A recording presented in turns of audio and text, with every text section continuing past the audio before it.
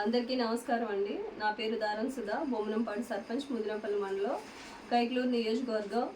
నిన్న చూసుకున్నట్లయితే తాడేపల్లిగూడెంలో జరిగిన తెలుగు జన విజయకేతన సభ ఎంతో విజయవంతంగా జరిగిందండి. రాబోయే ఎన్నికల్లో కూడా ఇంతే విజయవంతంగా జరుగుతుందని మేము ఖచ్చితంగా తెలుపుతున్నాం. అదేవిధంగా చూసుకున్నట్లయితే మన తెలుగు తమ్ముళ్ళు, జనసేన జన సైనికులు ఇద్దరిలో ఎంతో ఉత్సాహాన్ని నింపిన తెలుగుదేశం చంద్రబాబు నాయుడు గారు కానీ, జనసేన అధినేత పవన్ కళ్యాణ్ గారు కానీ వారికి హృదయపూర్వక నమస్కారాలు తెలియజేస్తున్నా. ఇదే ఉత్సాహంతో రాబోయే ఎన్నికల్లో ఖచ్చితంగా మేము 175కి 175 కైవసం చేసుకుంటామని నేను ఖచ్చితంగా నమ్ముతున్నాను.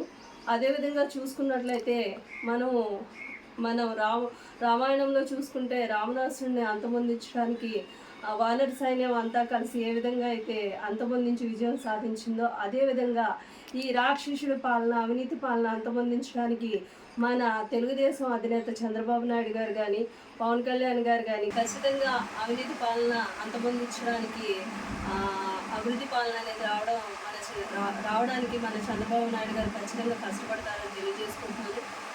మనం చూసుకున్నట్లయితే డిఎస్సి విషయంలో చూసుకున్నట్లయితే మన రాష్ట్ర ముఖ్యమంత్రి ఎంత దగా చేశాడో మనందరికీ తెలిసిందే. అంతకుముందు కాలంలో మన చంద్రబాబు నాయుడు గారు సంవత్సరానికి ఒకసారి డిఎస్సి అనేది విడుదల చేయడం జరిగింది.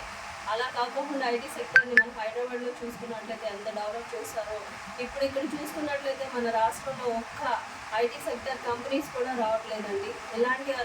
ఇలాంటివన్నీ చూసి మనం అనుభవజ్ఞులైన చంద్రబాబు నాయుడు గారిని అధిష్టానంలో కూర్చోబెట్టి గెలిపించాలని నా తరపు నుంచి మీ అందరికీ విజ్ఞప్తి చేస్తున్నాను.